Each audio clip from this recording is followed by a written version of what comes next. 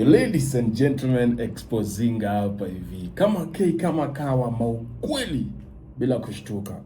Now guys, just try to imagine that all the speculations you've been having are true. Imagine too, in whatever situation that is. Now, when I came here and told you that how the DCIs track people is through your phone number or IMEI or, through locations. Now, Aljazeera has done a documentary. I don't know whether you've seen that documentary. If you've not, I'm going to share a snippet of it with you here. And come to understand that the very, very person we have trusted with our information, and this time it's a company, which was reached out and asked about the matter and refused to respond. But when a police officer was presenting his case on how they tracked down, you remember that boy whom apparently shared a video of the president dead in a casket? Yes, an AI video, by the way. So, when he said how they got the location of this person, whom he has been speaking to in those few days before the arrest, it turns out that they collected all that data, including the very place he was in real time to his arrest. And Safaricom enabled that. Making even it worse, Safaricom did that without the court order. 2027 is coming, and nobody, I believe not everyone, agrees with President William Samoei Ruto. And probably they will feel, for example, if the president loses, they will feel, no, our president cannot be losing. This is not right. So people will go on the street trying to defend President Ruto. Or there are also another group of people who will feel if the president wins, no, he has stolen the votes. They said they will steal the vote, so probably they have stolen the vote. And then somebody knocks your door, and then boom, another one, boom, another one, boom. So far, as I'm talking to you, 29 people disappeared in the hands of the police from their home. And to date, they have never been found. No investigation has ever been opened, and no one has ever been found so far. Some of them who were arrested on the camera, they went home. At least they were released, including the boy you will see here. He was released. But those who were not on the camera, it is only the family which has left to tell the story. But those who are not caught on the camera, it is only the family members who are left to tell the story, how their kin disappeared in thin air with the police officers and the handcuffs on their hands. So that is how bad things were. And all of this was enabled by Safaricom. You might think I am just a hater of Safaricom. For your info, I'm a customer. And if you think these words are coming from me, let us just hear from what Al Jazeera covered and what happened or transpired in the courts.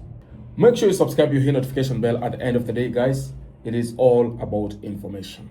Were you provided with a court order as far as this case is concerned for you to provide that data? What he'd given was triangulation data of David's location, David's identity, and everyone that David had been speaking to between a time period that was requested.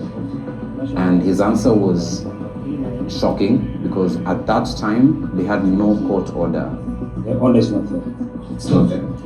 Which means that Safaricom and law enforcement broke the law to arrest him. That was big because it gave an answer finally for how the government could pin your location at any time. He was acquitted of those charges against him, and now there's a big spotlight on Safaricom to explain themselves. We contacted Safaricom to give it an opportunity to respond to the claims in this report. We didn't get a response.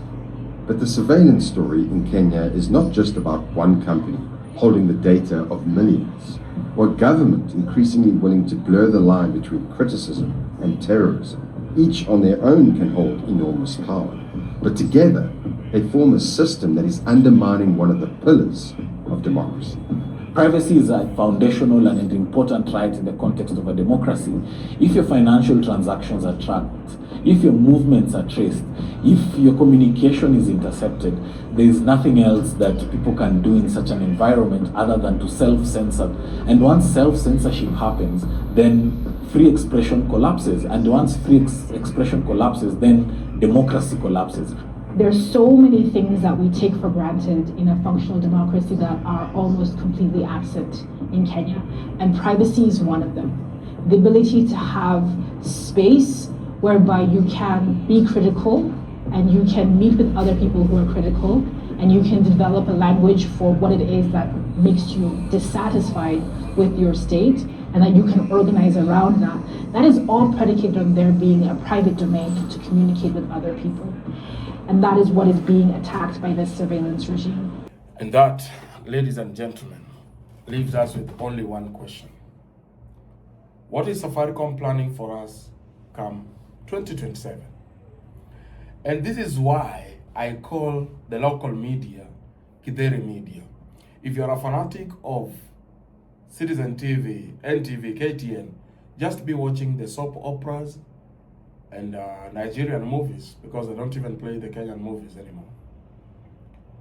You will never get this information in Kenya, on Kenyan ground, unless on social media, which the youth tried.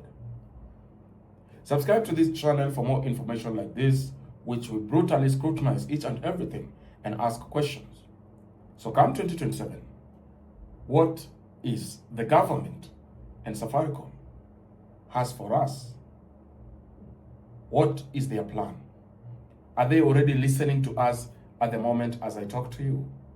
Are they gathering information to know what is the reaction or how to curb, how to control information? Are they invading our privacy already? Do they already know what is the intention of every individual who might have communicated, and probably the phone that you have as your tool to help you do your transactions and make calls, it has been listening to you? And the government is the one doing that behind Safaricom. Has Safaricom become a government entity? Is it part of the arm of the government? Why would it give it people? Why would it give unauthorized individuals information, not of a killer, not of a murderer, not of a serial criminal, but of an individual who has a difference of opinion with the current government? It's amazing how they could not even answer to Aljazeera a simple question. Did you participate in this? Safaricom has failed us, and it continues to do so by maintaining silence.